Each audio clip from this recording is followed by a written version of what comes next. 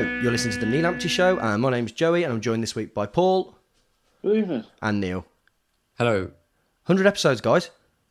How have we done this? I don't know. How have we not prepared anything for it, I guess, is... Well, the intention was there at the end of last season, and then, football happened this year, so... Yeah, and to be Puts you fair... off a bit, didn't it? Yeah, and to be fair, I guess we've had reasons to be distracted. Because if you're anything like me, you'll have watched most of the goals back roughly 1,000 times. Neil, you were saying last week that that Vine that you had of James Maddison dropping his shoulder, was it 4,000 or 5,000 views? Yeah. Can you imagine how many of the goals are on so far? Yeah, I wish I'd checked. That's I bet they're insane, because I've watched them 100 times. They're just too good, every single one of them. It's the whole game was very silly, but we'll come back onto that. And I think it's not. I think it's almost like we didn't play Rochdale because of the performance and the score against Millwall. But that was a largely positive experience as well. Paul, do you want to start us off with moments of the week? It was the third goal against Millwall, which I know everyone's obviously raving about the first one, which was an exquisite finish, and the second one, which was a great ball by Maddison. But the third just demonstrated how much confidence they were playing with. And Neil's remarked on this in the past, on Lemira's ability to play the game at his own pace. And I think previous players would have just knocked the ball over the top when they saw Armstrong run. But he realised Armstrong was offside. So he sort of carried the ball a bit longer, waiting for him to get back onside. And full credit to Armstrong, he didn't switch off. He reset himself, got back onside, and then was played through again. And it's, that confidence we're seeing is pretty exciting. I thought they were all stunning goals, as you say. But yeah, just everything about that third one again was magnificent, wasn't it? I think for me, the thing with Lemira's performance, and we'll talk about this a little bit more as we get onto it, was to have gone from the final moment of the Rochdale game, which was him, the penultimate moment of the Rochdale game, which is him missing the decisive penalty, to come straight into this game without a modicum of hangover and put in the best performance that he's done of the three games so far. Was startling, and he was much better on Saturday than in either of the two games that we'd seen before, and I thought he was pretty decent in those two. I was amazed because when the team the team came up on Twitter on Saturday, there were a lot of people going, "Oh, I can't believe Lemira's is playing," and it's like, yeah, he missed the penalty against Rochdale, but in the grand scheme of things, he had a relatively good game. There was no reason to drop him to start with Tudgay up front. There was no reason to go to that sort of stoic 4-4-2, as it proved, I suppose. No, as you say, it was it was totally unnecessary, and there you go. Neil, moments of the week? I feel bad for not having a different one. It's actually the same thing. It's Lemira's involvement for that goal. I just love the fact that he did it, like you say, at his own pace. But what I like is that pass, which is almost like the reverse of what Jim O'Brien did the other week, which is...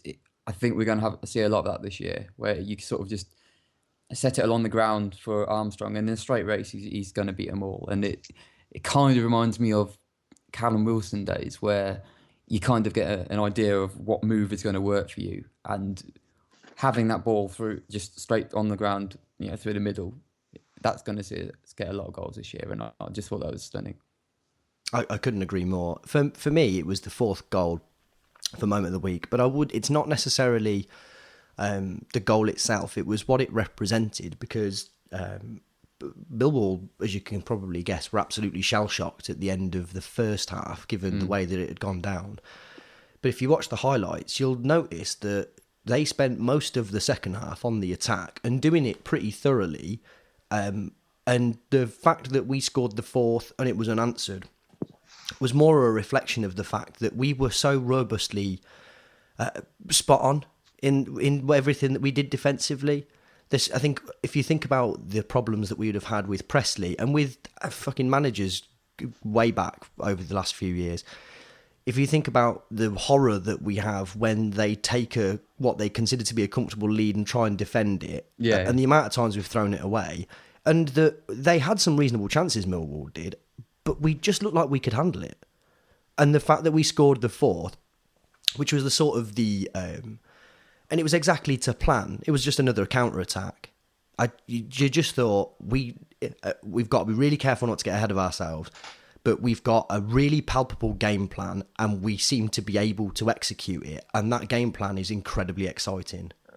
And 4 gives a strong message as well, doesn't it? When you look at 4-0 away from home against a team that's just been relegated from the Championship, that has made a lot of people take notice of us. And I'm glad. I don't want to be scared. I want people to look at us and think, hey, Coventry, look, they've got something this year. I think the second thing about 4 is that the nature of the 3 before it, they came in reasonably quick succession in the first half. Not immediately so, but that they were, and probably were, indicative of a team that were set up in a way that they couldn't handle us. I mean, they'd set up badly in the first place, but the 4th was an indicator of the fact that you can change and you can readapt and you can try and handle us, but we're not one-dimensional. And albeit that it was a roughly similar goal, a counter-attack and a breakthrough, but it wasn't just fluke. It wasn't that we'd managed to take advantage of one specific tactical lapse that they were able to address. We just kept going and were able to do it again, because there's some things that you just can't defend against, and flooding players forward at speed. I think we'll probably drop it there and move on to some of the Rochdale stuff, because we could talk about the Millwall game for a long, long time, and I'm sure we'll cover it all in a bit. On Tuesday, however, we took on Rochdale, who, I guess, pre-Rochdale game, we would consider to have been a similar level, well, probably possibly even a lesser opponent than Millwall, but they were exactly as we'd expected. Very well set up, very pragmatic, reasonably physical, albeit not sort of Neanderthally so. But Paul, how were we set up? What did we do?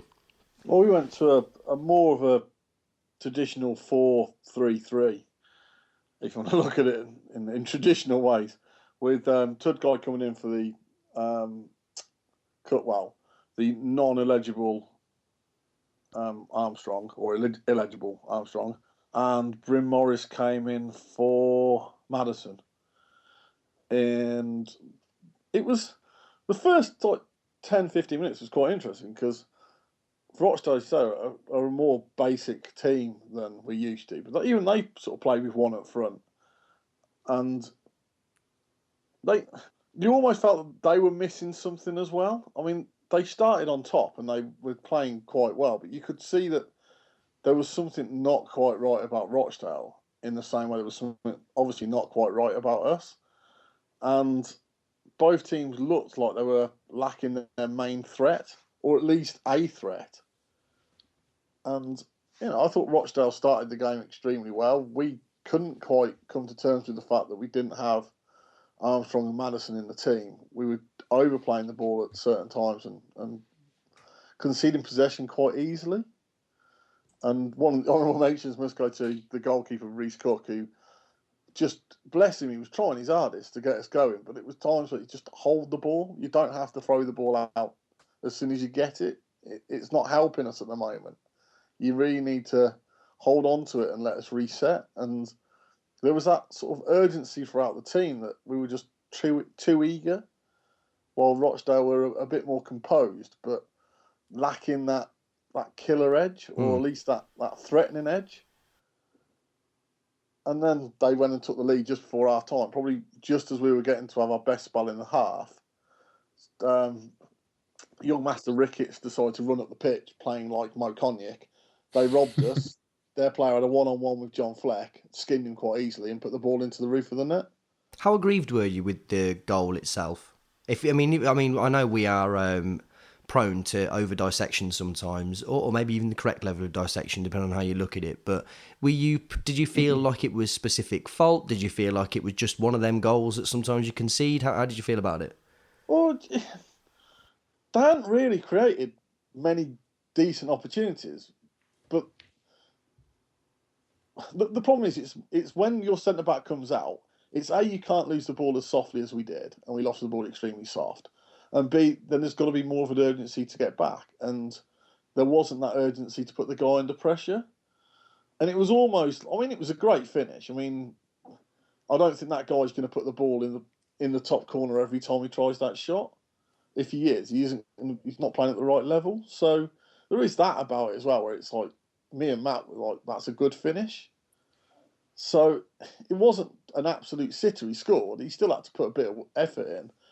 And I don't know, it's really hard because it was like a week ago and it was one of those things where as the game went on, the first half, we looked really disjointed. You could see that they weren't quite happy with what they were trying to achieve. And I know sort of Marcus Tudgay's gone on to be elevated. In the first half, he was quite crap. And that's not his fault in a way, because the way you could see Lemares was missing his mates. He was sort of looking around and he was trying to play passes and the people weren't giving him the ball back. And that changed completely in the second half. I think, did Maddison come on after about 2-3 minutes of the second half? And as soon as Maddison came on, the whole dynamic of the team changed. They looked more confident. And I said this to you during the game. Tudgay to me at times a bit like Ringo Starr.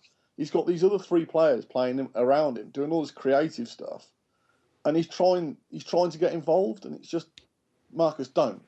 The best thing you can do for us is lead the line, and if we need a wall to play off, be that wall.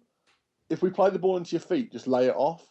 Don't try and turn. Don't try and skin anyone. Don't try and do anything overcomplicated.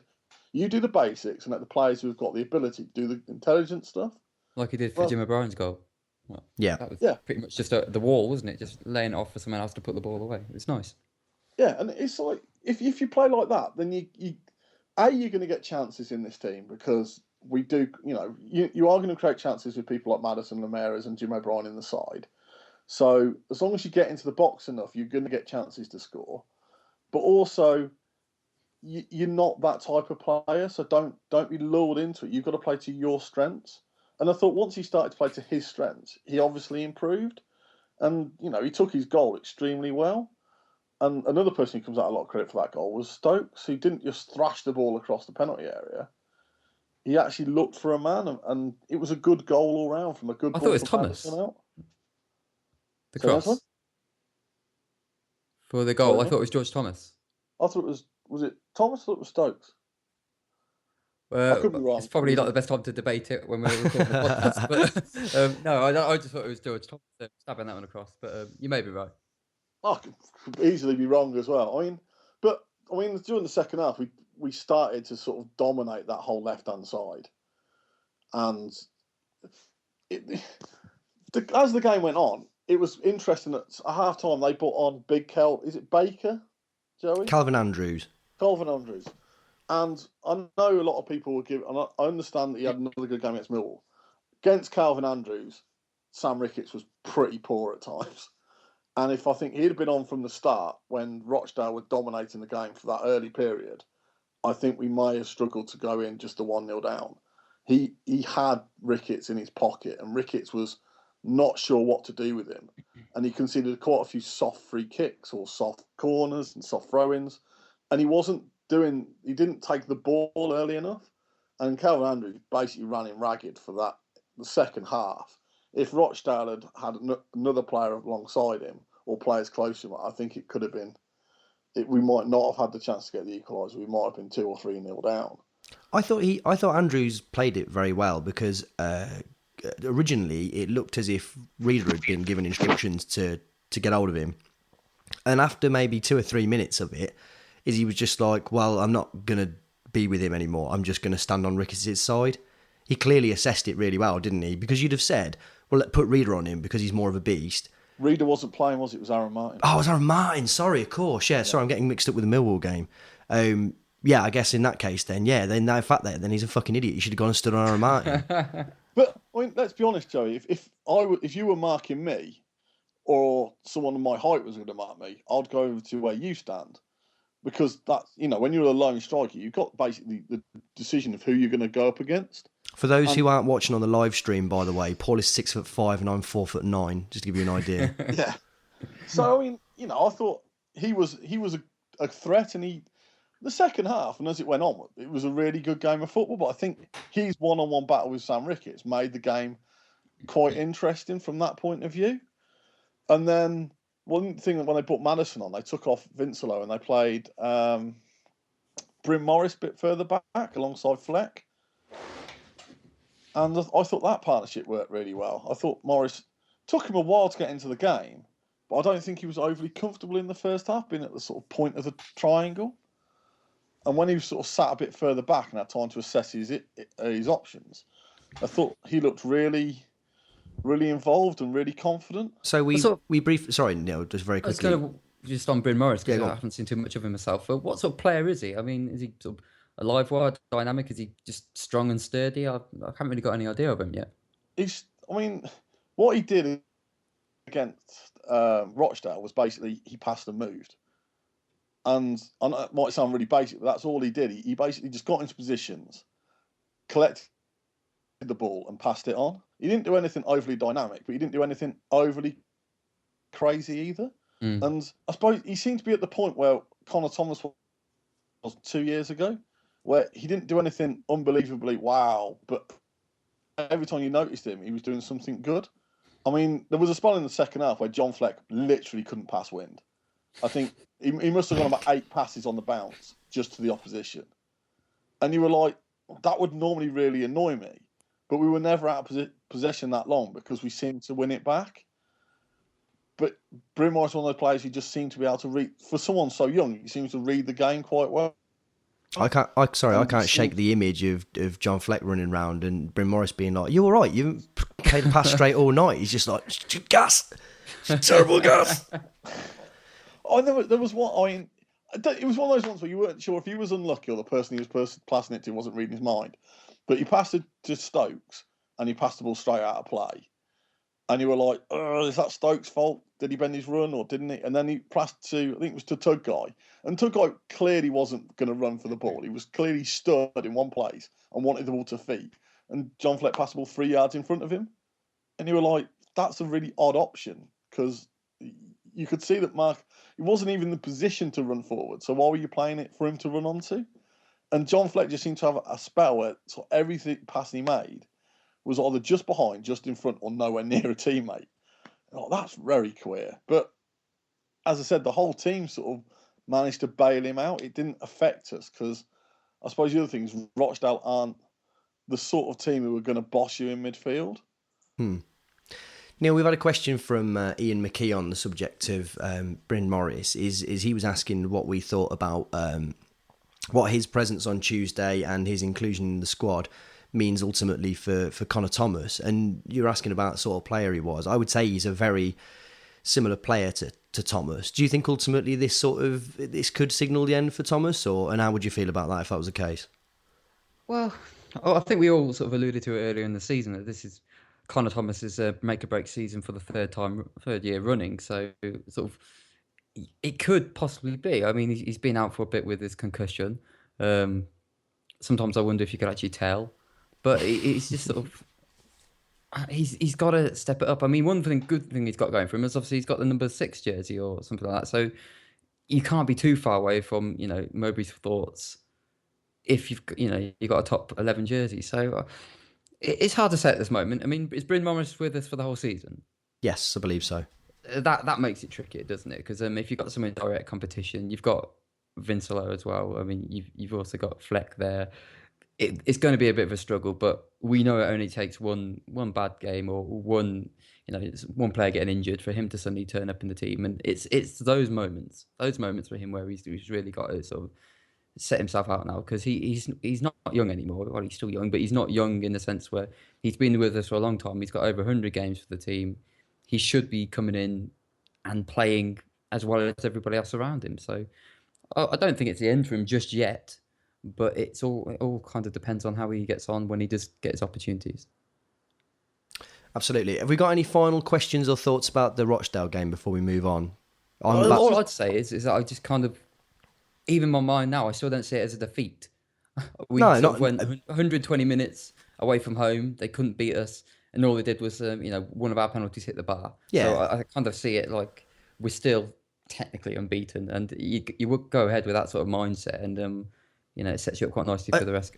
I mean, very briefly, I thought it was a very positive performance with a weakened team on the second game of the season against a really good side away at their place. I think if we get a 1-1 draw at Scotland in October, I think when we've got them, I would be delighted again. I just think it's a good, like we said last week, they're a side that are possibly 3 years ahead of us in terms of their overall progression. They're settled and their manager's good and they haven't had a huge overturn of players.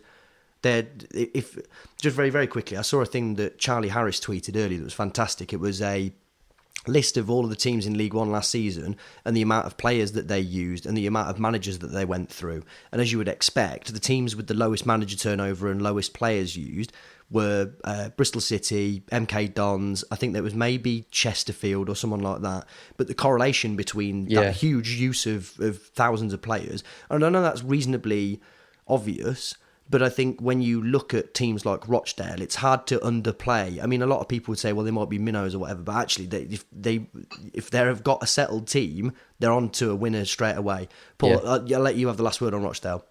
Well, I mean, there was also, in Tugguy's favour, and he did score another 2 goals. Unfortunately, both of them were offside. One of them apparently is very marginal, which I haven't seen again, but a lot of people said he was onside. Apparently, it revolves very quickly. It revolves around the ball having touched Fleck on the way through. Supposedly, that's what the referee or the linesman's description is. When you look at it, it doesn't appear to be offside unless you take into consideration that it hits Fleck on the way through. That's supposedly what they're saying, albeit that does feel a little bit like 2020 hindsight when you've watched the video over again. And also, obviously, certain footballers have certain ways of playing which makes them more easy on the eye than others, even if they're technical. I mean, Ramirez is one of those players you could watch control a football because he does it with such grace and style. Reece Cook has got some sort of eccentricity about him which makes him seem to have had a better game than he actually had. And that's not disparaging. He made 2 good saves. One of them, Joey seemed to believe, was in the back of the net as soon as the guy headed it. But he was fortunate that both of them from 5 yards were headed straight at him. And I know that sounds really cruel, but it is one of those things where they were good saves, but if he hadn't have made them, I think we'd be asking big question marks about him. And the one he sort of pushed up in the air, then caught at the second attempt, it was straight at him. So I don't want to... I know it sounds like I'm besmirching him. I'm not. I think we've just got to... Burge is our first choice and deserves the chance to play first-team football and make his development. I don't think we should make that one appearance against Rochdale as a reason to push Reece Cook into the first team every time Burge does something we don't like. I'm still reeling at you using the word besmirched. Have you been to a Renaissance fair today? Someone's got to elevate it on the 100th. High-quality language, I like it. Right, I'm going to take us on to Millwall then. Yes. Has everyone got their sombreros on? I have indeed. Yeah, I mean, like properly from party time, like really from start to finish, party time. The one thing that I can't quite grasp from it, if we're going to start from the start, is, and I've seen the replay of it, but I haven't seen a very good replay of it. The penalty incident at the start of the game seems to have split people right down the middle.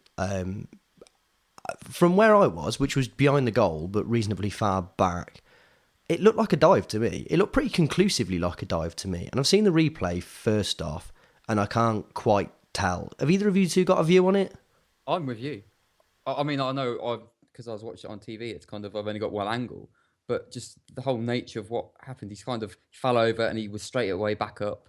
Burge kind of just sort of shoved his knee in there, but I mean, I can't tell if there was contact, but from what I saw, all signs pointing to it, there not being any.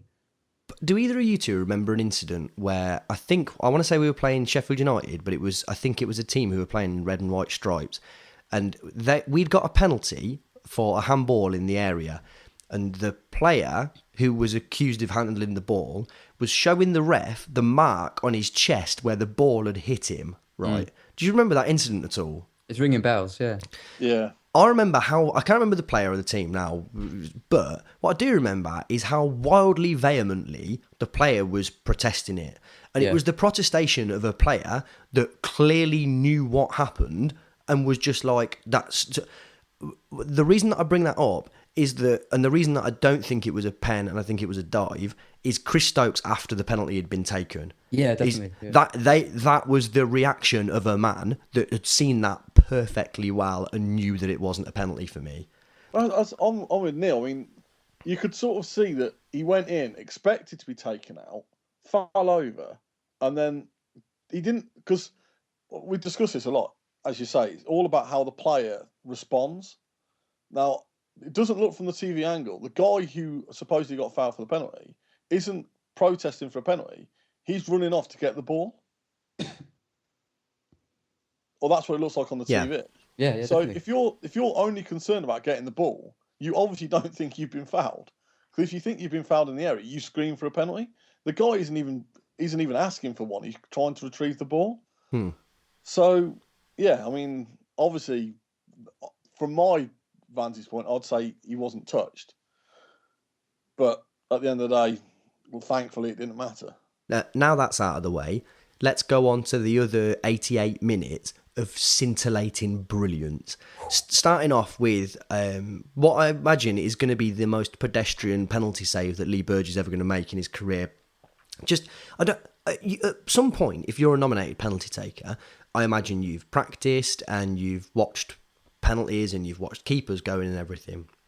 And I know it's probably harder than it looks and there's a level of pressure on and whatever. But how does it end up so often that you hit it sort of roughly to the middle area of one side, midway between the crossbar and the line? Where the keeper wants to save it, basically. Why wouldn't you toe punt it low or something? Or, ideally, you want to get it right in the roof of the net, so that's presumably the hardest way to save it. But if you can't do that, if you're not good enough, go really low, which I guess is the second half. That penalty, I think a lot of people would have saved, and you just think you must have a squad of 20 players at least. Are you really the best penalty taker? So I think it was I was delighted as I was to see it saved. It was a really rudimentary save to have to make because it was a terrible, from being right behind it, just a shit penalty. And it's really interesting, something like that. That must have been second or third minute. You don't know whether the course of the game was changed because of it, or whether there was, and I would be inclined to say it's the latter in this situation, or whether we were a sort of unalterable force. What is it that they talk about in X-Men Days of Future Past, where effectively the course of time is like a river? You can throw a pebble into it to alter it slightly, but it'll always return to where it is. Is that a completely unnecessary reference to make at this point? I think probably. I'll have it though. I think I probably will. I think the nature of how we went on, I'm not convinced that we played like a team who were incensed at a temporary injustice. I think we played like a team, especially attackingly, who had just got full confidence in their ability to tear teams up, and it just, from start to finish, was fantastic. I mean, to take the goals one by one, I mean, if you haven't seen the goals yet, just stop, right, and find them somewhere. They'll be on YouTube or they'll be on the Channel 5 show. Just literally only watch those, because that is one of the worst football programmes I've ever seen. But just stop and watch the goals. The first one, very briefly, is absurd. I've heard Mowbray say subsequently that he thinks what happened is that Armstrong witnessed Ford off his line previously and just assumed that he was going to be playing as a sweeper keeper and hit it. And when you watch the goal back, it doesn't look like he ever looks up at any point, does it? It just looked like he hits it. And if that's true, then I don't understand how a defender or even a manager could try and instruct his team to play against someone who is like psychic, effectively, who's like a mental genius. I mean, they rarely try it. Oh, that's one thing, because we see the keeper off his line so often. It's one of those where a lot of the time you will be put off from having a go from 40 yards, because let's face it, what's going to happen if you miss it, or you mess it up, or you scuff it like people tend to? You're going to get a load of grief. So I just saw it as sort of indicative of where he is at the moment. After scoring 2 goals in his first game, he must have got a feel for what this sort of match was like, and I think he's just riding so high at the moment. It's just like, yeah, I don't give monkeys, I'm going to have to give it a go. And that's awesome, to have a player who just doesn't care about missing. Because the chances are when you strike it from there, you're potentially going to miss. But he still gave it a go anyway. So they don't show it on the highlights. I don't think he tried it again towards the end of the game. Yeah, and it basically he scuffed it and it just rolled towards the keeper. He was a lot closer. And I guess I don't think he saw him off his line necessarily. I think he just went for a bit of a ranger and it just rolled towards the keeper. But sometimes they do, sometimes they don't. But crucially, they were the only 2 shots of that nature he had in that game. It wasn't Charlie Adam trying to hit it from 60 yards every time he gets the opportunity to. They were 2 reasonable opportunities for him to do it. He's not insane. He's not just literally Tommy Johnson style shooting whenever he gets the opportunity to.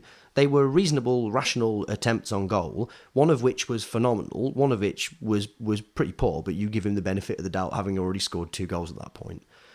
I'm going to jump to the second one that he scored, which was our third. Just ferociously quick build-up for all of them. Goes without for all of them. The pass from Lemiras is just silly. The more is that when you watch it back as many times as I have, you see how often, how long Armstrong waited and how often he was stood offside while he was waiting. And the movement for him to... And like I say, the interplay between him, Maddison, and Lemiras specifically, but those 2 on that specific occasion, he just drifted, and Lemiras knew at the exact point that Armstrong was going to drop back in time, and he knew when Lemiras wanted to play the pass, and the difference between that plus the fact that we'd got a player able to wait the ball perfectly as Lemiras was, and then a player able to Bergkamp-esque chip it. I mean, we were talking about this last week, weren't we? About, or was it me and Paul talking about it separately? Dennis Bergkamp saying that in a lot of circumstances, you have to find an angle where the keeper has the least chance of getting it, and where you're one-on-one with the keeper, 9 times out of 10, that angle is above the keeper, and to try and lift it above his reach and over him is the most sensible thing to do, albeit a difficult thing to do technically. You tried telling Adam Armstrong that, because he knew exactly what he was going to do from the moment he went, and the keeper had no chance. It was astonishing. The reason that I jumped ahead to that is because I'll briefly describe the second goal, but then I wanted to spend a little bit of time talking about Maddison. The ingenuity of Maddison to play that pass as he did and just send everybody the wrong way with it was astonishing. Lemiras' finish was really something else, because again, the keeper and the defender just didn't see it. I don't think they knew it was in the back of the net when he hit it. I don't think they knew where it was. I think it was him running off because I think they expect him to go for the far post, don't they? It just bewildered them. That's the usual thing to do, isn't it? Yeah, everybody's looking in the middle, expecting the ball in. We were at the other, so that goal was scored at the other end to where we were sat, and all I saw was I didn't know Lemiras was there until Maddison slipped him through. I just thought, I don't know how. I've got all of the pitch to look at, and I didn't spot him, so I didn't know how you did. And then I couldn't tell how he'd put it in. And watching the replay, I was just like, oh my God, that's an audacious thing to try. Because if you don't pull that off, you're just like, you had the entire other half of the goal to aim at. Maddison's performance. A lot of people have mentioned John Fleck as a contender for man of the match. I think it's entirely reasonable to suggest that Adam Armstrong, given that he scored 2 goals again, should be. I've thought about it a lot. I think even though he only played 63 minutes or something, I think I would give it to Maddison. Not only were his touch, technique and passing range throughout the game just scintillating, he was often, especially during the second half while he was on and towards the end of the first half, effectively playing as a target man. Yeah. A lot of the time they were just humping balls up to him. And not through stupidity. It was what they had to do because they were under the cosh for a little bit. But he was up against, I think it was Mark Beavers, and he was able to take it down 9 times out of 10, hold off a player not through sheer brute force, but through ingenuity, and a lot of the time find someone. You just thought, you are prodigious in your talent. There really is. I expected him to be good this season, and I still expect him to flash in and out, but I didn't think he was capable yet of a performance like that. It seems to come that easy. That's what I love about it. When you get players who sometimes do stuff that it looks like they don't really know what they're doing, but it just seems to come off. With this guy, it's just, you watch games, and it's often easier to watch games and see passes, but he's on the pitch and he does everything almost the right thing almost every time, and then half the time he's doing stuff which nobody even sees, and it's insane to watch. I mean, at the end of last season, I was only going to matches just to watch him, just watching the little touches, the little passes, because everything he does just reminds you of quality. It's insane. And I expect that he will blow hot and cold for a significant part of this season. I think we need to brace ourselves for players that we've talked about a lot in terms of kids' development, players like Sterling and Barkley. I think he'll get tired at some point in the season, or I think he'll get kicked too much and might get injured, and I think we have to brace ourselves for the fact that we can't expect him to take us up, nor can we expect Lemairis or anyone else. I think we need to, and Mowbray said it himself. He said that in the last 2 seasons that he was at Middlesbrough, he said he was top on New Year's Day, which I think might have been a Kinnearism. I'm not entirely sure that's true, but even still, the sentiment remains the same. And then they'd finished outside of the playoffs. And I wouldn't be overly surprised whether there's an element of that with us this season. I just hope that we're patient enough that is the. I mean, clearly, I'm not expecting that we'll be top over for Christmas, Why but not? if we Sorry, just me being a... No. You're absolutely right. I think more. Well, if we keep playing, I think all I would say is if we keep. In fact, I'll make it really simple. If we keep playing like this, we should be top. There is no. I'm not convinced that other teams in the league are capable of playing as well as we did on Saturday. Well, that's where tomorrow night, Tuesday night, whenever yada, comes into interesting, because Tuesday's the first time we played against a team who aren't coming to beat us. And I know that sounds really simplistic, but all the 3 teams we played so far have been relatively open. I'd be amazed if Crewe play an open game. And one thing, obviously, when you play against a team who are going to play, as I assume Crewe are going to play, they're going to play a relatively deep back 4. And they're going to have seen the goals that Armstrong have scored. And they're going to go, okay, we're not going to give him that pace to play into. Now, obviously, that you can't, whatever you're doing, you can't stop someone as skillful as the first goal. But there again, if you've got a pretty deep back 4, your goalkeeper shouldn't be that far off his line unless he's having a crazy 5 minutes.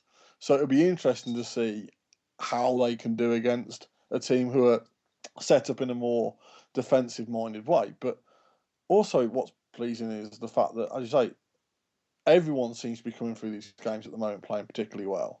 I've seen that Jordan Willis got a lot of credit for his performance against Millwall. Stokes, again, apparently had another good game.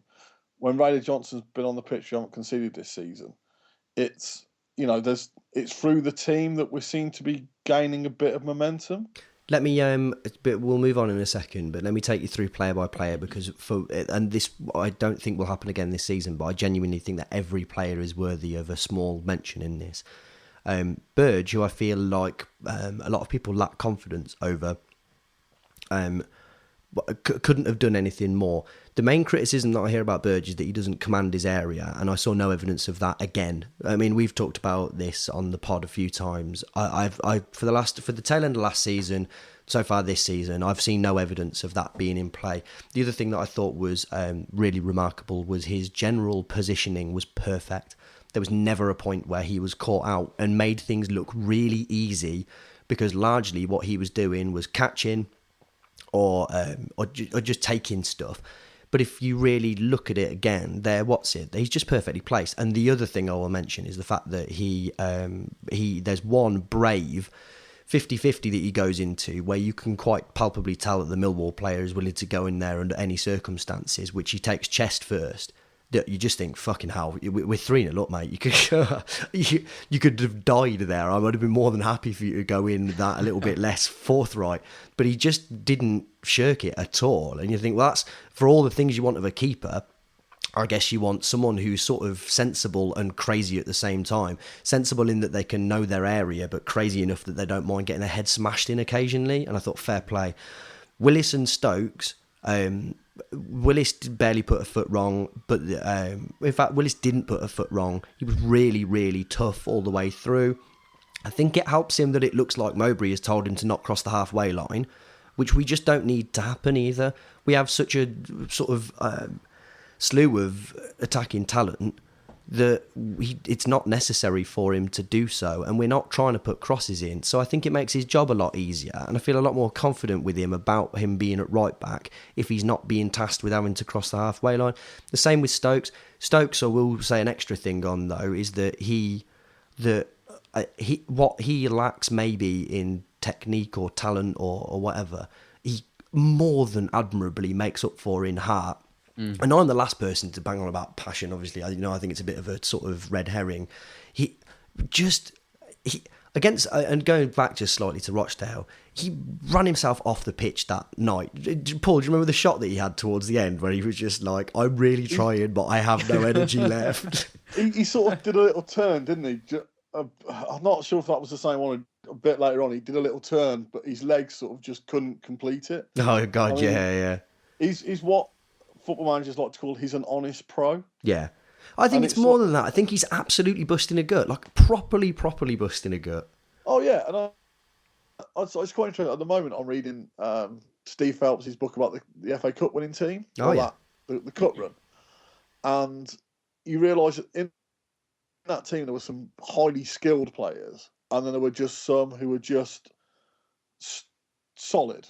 They weren't particularly fast or gifted, but you sort of knew what they were going to be doing, and they gave you a bit of a base to play on as well. And I think Stokes is like that. I don't think he's the most gifted player in the world, but he does have that reliability about him where, I think fullbacks are one of those tricky jobs where you get skinned and people slag you off.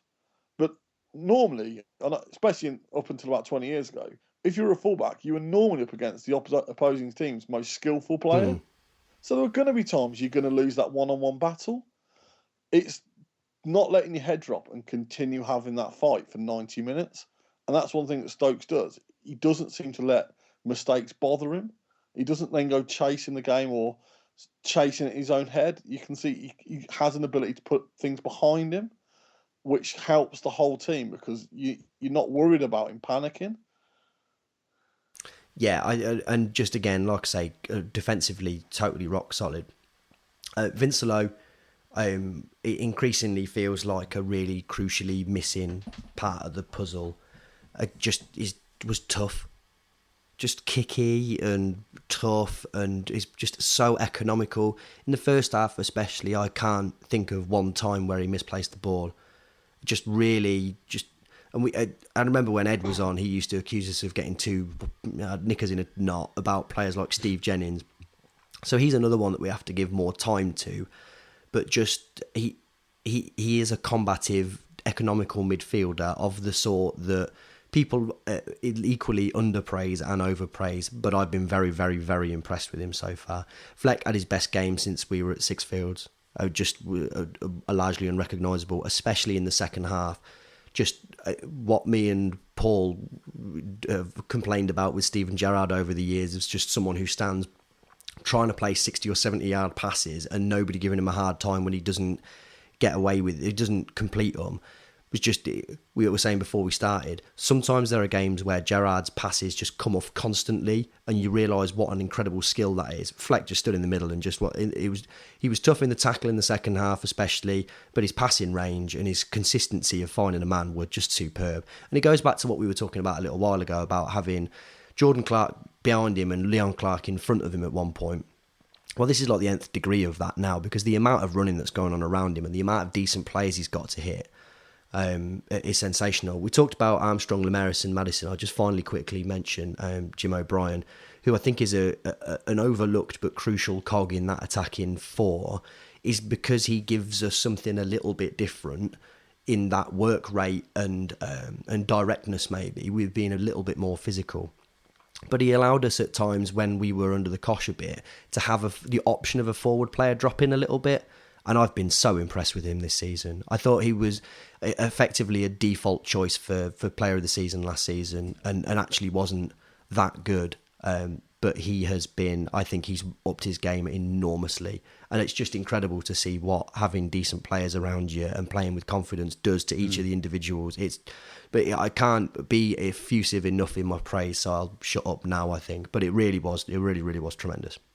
Can I just ask very quickly about the shape? Because obviously, first game, it was very clear, sort of 4-2-4, mad formation. Yeah. Did that translate against Millwall? Was it same again? Or I sort of got the feeling that Maddison kind of dropped a little bit deeper this time. Depends who you ask. So my take on it was a much more nominally recognisable 4-2-3-1 with Armstrong playing through the middle, mainly because it was palpable that Lemaris's positioning was largely touchline hugging right. Yeah. O'Brien was maybe more sort of left central, but again, was largely on the left, with Maddison in that hole much more so than... And I guess Lemaris's goal is probably a good indication of how we were set up when you look at where the players were positionally there. And I think that's why Maddison maybe stood out for me a little bit more. Because he was operating with a little bit more space in the centre, a lot more was coming through to him, and he was just doing so well with it, with Armstrong playing up front. But again, as we said last week, they had the absolute freedom to roam wherever they wanted to, and Armstrong clearly has a predilection for operating on the channels. Like, we saw him on the right and the left. I mean, his first goal was clearly from very deep wide left, but effectively it looked like they'd got the intelligence between them to switch between wherever they wanted to be without ever leaving big gaps or crowding each other's space. It's a very final thought, but unless there's any other questions, it's interesting keep hearing Maddison and Lemire separately talking about each other being similar player to the other, and that they don't think that's a bad thing. I think if you'd have asked me at the start of the season, I would have been like, well, you probably want some diversity in that area of the pitch. Not anymore. I want two players who seem to have like a psychic link and clearly get on really well. For me, it seems clear on the pitch that they're two lads who like each other and just love playing with each other. Just everything. I just wish the season could be like this all the time. Yes, please. Well, you could see that against Rochdale, couldn't you? That Lemire just looked a bit friendless for the first half without Maddison and Armstrong. You know, he was trying to play nicely with Bryn Morris and Tudguy, but it wasn't quite the same. Different, thing. isn't it? Yeah. They haven't got the same brain, have they? No, and that's the thing. It was discussed. They're flighty players, and as long as it's almost like they. I know it's a different thing, but you're going to play different ways. If Armstrong's not there and Tudguy's leading the line, they have to play a slightly different way, and they sort of managed to do that against Rochdale. They adapted and. Against Millwall, against Wigan with Armstrong there, they play a different style again because you've got that pace, you've got that raw dynamic pace, which is something that, you know, you can't really easily defend against. I suppose the thing is, it's, without wanting to put my negative hat on, it is a case of we have started the season extremely well with a bunch of players that not many people know about. As the season goes on, if we continue on this form, then, you know, people are going to start to become slightly wary of us, and they're going to start giving us a bit more respect than we've had so far. But, you know, it's all about confidence, isn't it? And you look at some of the players who are playing completely differently from last season, and it's purely about confidence. You'll try things at the moment. It doesn't matter if they don't work out because you've got that confidence to do it. Let's hope against Crewe, who, you know, we don't have the best of records against, that they still go out with that same attitude. There's a journalist who writes for The Guardian called John Ashdown, who I'm sure you may be aware of, who's a Sheffield United fan. And I listened to him talking last season about Sheffield United, especially during the run-in. And he was saying that he was really pleased with the team and that they looked like a really good team, but that they just couldn't play at home because they were set up a little bit like it sounds like we're set up, where they wanted to play on the counter. They'd got quick players looking to move the ball around quickly. But when they were at Bramall Lane, players were just coming and shutting it down. And I think we're going to hit, as well as what we were saying earlier about players getting tired or maybe like inconsistency of young players, I also think, like you say, at a point, a little bit like we had with Boothroyd, there's going to come a point where people are going to start coming to us and going, if we give them a modicum of space, they will just kill us. So we'll just shut them down. There's plenty of managers in League One that will take draws. People like Coleman, I know he's not in League One now, but if you think about him with us, if he come up against it, he'd just be like, shut it down. And I think we might struggle, but let's see. Who knows? And that's the other thing. When you go to places like Rochdale, it does make you realise that when certain players who this is the best they're ever going to have in their career, and that's not an insult because, we'd all happily play League One football if someone wanted to pay us for. But going to the Rico is possibly the nicest ground they're going to play in. It is a massive deal for some of those players to go and play at a ground which is, as we all say, Premiership ready and all that bollocks. But when you go to Scotland and 3 times Aaron Phillips clears the ball, 3 times we need new balls, it is it is going to be a special thing, and that we have to make sure that the fans and everyone else is behind us as we take this journey through the season, because we've all sat there, in the Rico and wish we were somewhere else because the atmosphere is horrible. And if we don't score in the first 20 minutes tomorrow, we need to keep the atmosphere going. We need to keep confidence in the side. Any final thoughts on Millwall or any final questions? Nope. Okay. Let's have a wee musical sting and then we'll return with Only Correct.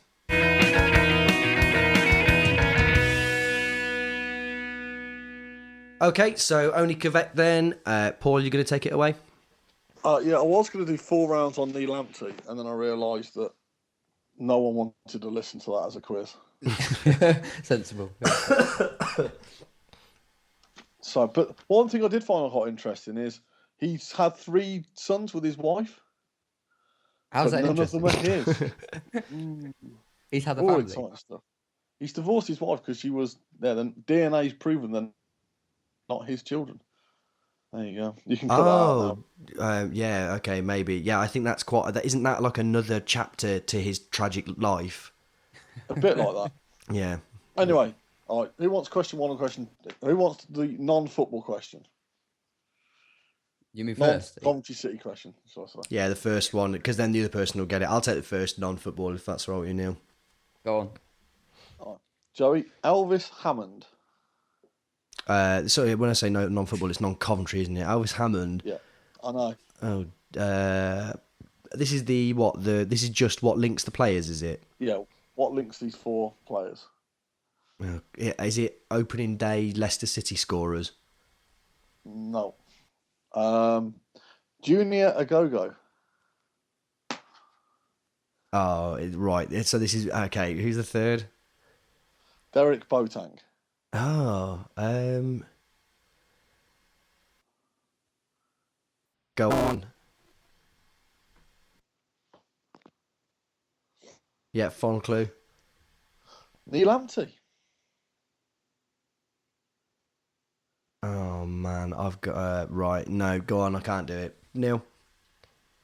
Can you just go through them again? I think I have an idea. Elvis Hammond, Junior Agogo, Derek Boateng, and Neil Lamptey.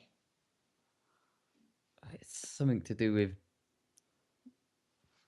teenage African young players of the year or something like that. No, just all Ghanaians who have played in the Premier League. Ah. That is too simple. I was expecting something complex. But no. Yeah, I was expecting it to be when it was. I was expecting it to be music. Okay, yeah, very good. Ah. I didn't realise Elvis Hammond was Ghanaian. No, I didn't either. No. So I thought Tricky. that was quite. Yeah. Anyway, Neil, what links these 4 players? It's John Coventry, Gale. Yeah. Okay. John Gale. Next one. Gary Breen. Okay, next one. Liam Daesh. We'll play for Birmingham. Bit Signed more from complicated. Birmingham. Yeah, we signed them from Birmingham. Is that it? Yeah. Yeah, I got Good one. work. What was the 4th one? Just The out of 4th interest. one was Colin Doyle, who we signed on loan a couple of years ago. Yeah. A couple of years Not ago. very exciting at the moment. All right. Neil, you got the non-Cov one. Okay. Cafu, Yokohama City. So, hang on. I've got to go with the 4th in the sequence. Yeah. Okay. Give me the next one. Cannavaro, Berlin. Ah, okay.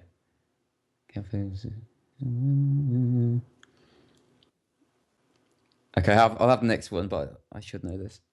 Casillas, Johannesburg. Okay.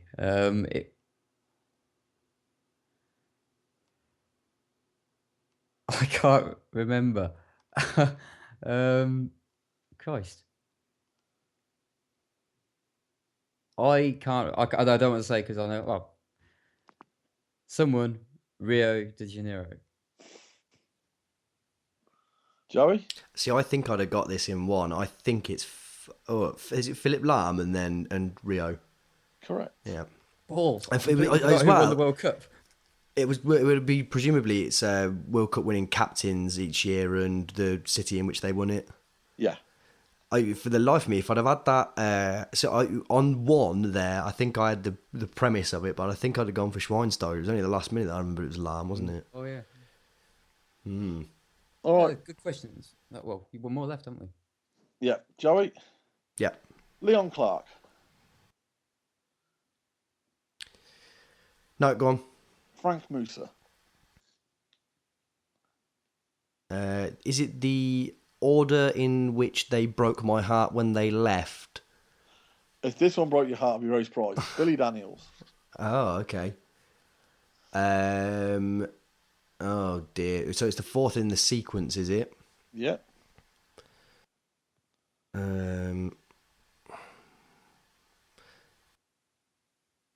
Yeah. Is it Matthew Mansett? No. I was thinking of players who scored against Preston in the 4-4 draw last season. No. No, but it's that sort of thing. Neil. I'd have to go for Wilson. No, Leon Clark. The order of goal scorers when we last won 4-0 away against Carlisle. Oh, man. Close. Man. Did Billy Daniels score against Carlisle? Yep, scored the third goal. Don't remember that happening. He had a good little start, didn't he? He had a very good start, yeah. Oh, fell apart. He's another one that's has he either not got a club or he's playing in Nuneaton or something? Nuneaton, yeah. I don't get what's happened there. Is he Notts not County still liked Notts him, County? Yeah. No, Notts County released him. He scored in his debut, then I think he played another 2 games or something and maybe got subbed off in the last one and then never got seen again. Poor Billy. I know. I mean, way too good for that. Feels like it, doesn't he? That game against Arsenal, he was really composed in that match. It was really weird, wasn't it? Because he was a striker for ages and he'd scored all them goals in the youth team with Johnson Clark Harris. Yeah. He got really big. Yeah. We talked about it a couple of times, me and Paul did in the car, where it was just what it was now, I hope it's become well known, is James Milner syndrome, which is where you don't fulfil your potential because you're playing too many different positions. That might be harsh on James Milner. He's a very, very, very good player. Quite a few verys there. Do you think? I think he's a very good player. Still, remember when Newcastle played us at the Rico and they played him as a false 9? Yeah. And he was just absolutely brilliant. Yeah, he'd be like properly brilliant. Yeah, we couldn't get near him. No. Yeah, I do feel sorry for Milner. I think he's obviously not that. He's not the very highest level that teams would build a team around him. But I do feel he's a bit unfortunate. He gets shoved everywhere.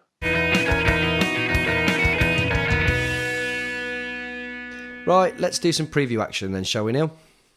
Yeah, 2 games, yeah? Yeah, if you've done them, yeah. I have done it. The games are coming thick and fast at the moment, aren't they? Loving it, unless we lose, and then I'll be a little bit sad. But Crew. Right, what have I said about Crew? Yeah, we kind of call them our bogey team, which makes sense given the recent record. But I remember the days when we used to sort of stuff them in the early 2000s. It was a lot of sort of a couple of 4-0s and stuff. But yeah, our recent history against them is shocking. We've lost 2 out of the last 11 meetings with them. And they are also unbeaten at the Rico, which is annoying and doesn't bode well either. But saying that, it's football, so anything can happen. They've started the season pretty poorly though. They've lost their last 2 games. One was 2-0 away at Scunthorpe, 3-1 at home to Preston in the cup, and they were 0-0 at home against Port Vale in the opening game. So they've not scored yet in the league. So not doing too great. They're everybody's favourite to go down. Although I kind of thought that was just down to sort of it's about time they did sort of syndrome. People think it's going to happen eventually. Like us in the Premier League all them times. Pretty much. It's just kind of like they've been there for a while. Everybody always predicts they're going to go down, and it's not been the best starts for them. But you know, we've played them plenty of times the last few years, and they do give us a good game. So it's hard to tell really. Player wise, well, obviously Marcus Haber. Yeah, he's there still, been there forever. Big. Yeah, big guy, bloody nuisance, bossy, and we found out to our cost a few times in the past. So it's up for Reader and Ricketts to sort of handle him. I reckon they can, but he's decent enough. I was just looking through the squad list, and I don't know if this guy's any good, but they've got a former Inter and Liverpool youth player, Laura Dalla Valle, Oh. some Finnish guy who's got a really intriguing background, but I don't think he's really set the world alight anywhere he's been, so probably won't even play, but still interesting enough. Brad Inman, we know about him, he played against us plenty of times, scored a couple of goals. They've also brought in David Fox to midfield. I was reading through Sideways Sammy's preview, and he said he was a good, and yeah, he's had a decent sort of career today. He's getting to that age where he's becoming old. He's just early 30s, so he might be turning the corner, being rubbish. But for now, he seems like he's got a decent pedigree and could take us on. But I didn't realise he was there. And this may be wrong knowledge, so and I think we've actually got a resident fact checker now in Charlie Harris, so I'm sure he'll correct me if I'm wrong. David Fox was the sort of linchpin of their midfield, the time where they went up to the Premier League previously, I think, and then was through. No, Norwich. Sorry. I was going to say. Norwich. Yeah, he had a good little time with it in Norwich for a while. And then was it Colchester maybe or someone like that? Yeah, it was Colchester last year. But a player that's pretty decent. Yeah, I guess. I mean, he's only 30. When I say he's getting old, I mean he's still probably at this level able to cope more than most. It's one of those where it always seems to be like a season between season where you play well, and then the next season you kind of you find out that you're not quite there anymore. So might be a little bit too soon for us to think that's going to happen to him, but he's a good player. Another brilliant signing, chat manager back in the day. Oh, really? Indeed. Yeah, he was goal midfielder. Okay. But is he going to score on Tuesday, Paul? I wouldn't have thought so. Well, according to Steve Davis, which I really like it when managers say this sort of stuff, we want to be harder to beat. Brilliant. So you don't want to try and win, you just want to be harder to beat. That's fine. Apparently they haven't kept a clean sheet in their last 11 away games. Oh, right. And last season they conceded 47 goals away from home, which was our league high. Nice. It's amazing what you can read by looking at the Stoke Sentinel. I reckon we'll win. I think we need to keep this good form going. So I'm going to go for another 3-0 victory. Neil? Ditto. 3-0. James Maddison getting off the mark.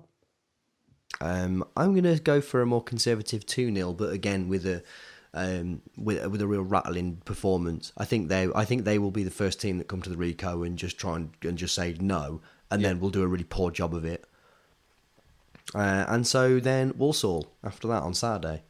Walsall, they've had a far better start. They're unbeaten so far in their 3 games, and actually properly unbeaten because they didn't lose in the League Cup. They actually won 4-3 away at Forest, which was really well deserved. A lot of Championship teams getting dumped out by the looks of it, weren't there?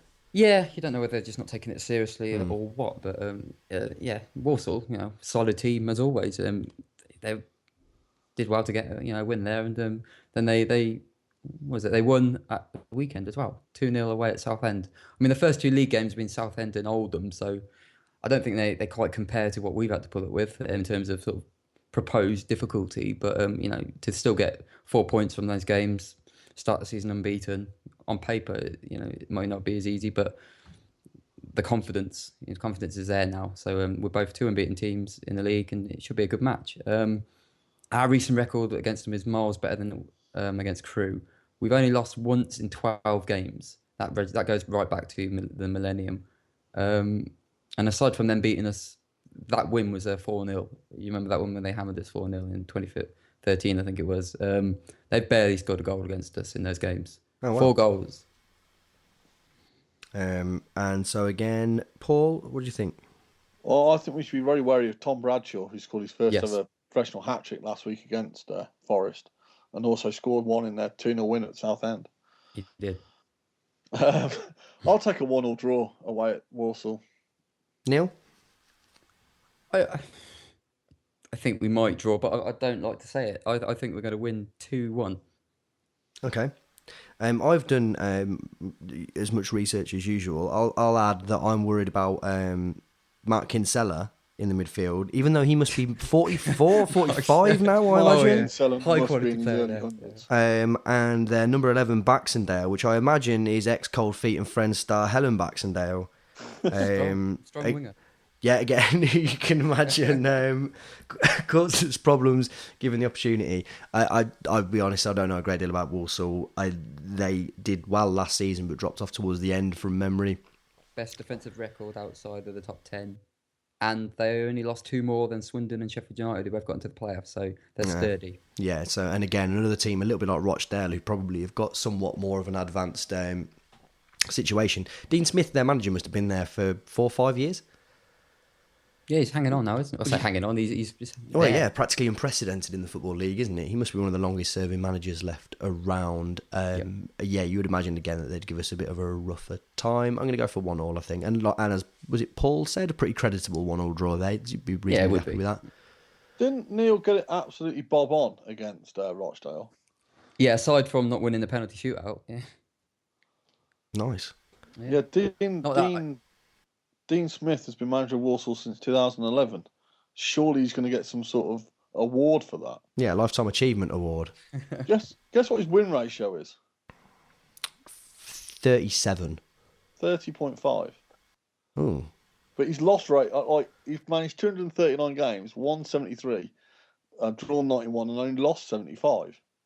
And there's literally a -6 goal difference over that entire period. Wow. Which makes me think that a lot of the games that they play in are probably 1-0, 1-all, or 1-0 defeats. Yeah, this is the Lee Clark School of Football Management, presumably. Yeah, 239 games managed, 291 goals. What's that? 1.001 goal a game? Do you know, I'm going to describe that as meagre. Yeah. Happy with that? As opposed to us, who are mega. So I think we can Brilliant definitely say ending. that the game on Saturday won't be particularly open. I don't know. Well, We'll make it open. Yeah, I was going to say, Millwall probably didn't think it was going to be very open. I didn't think it was going to be. We'll have to wait and see. Can anyone handle us, ladies and gentlemen? The answer is clearly no.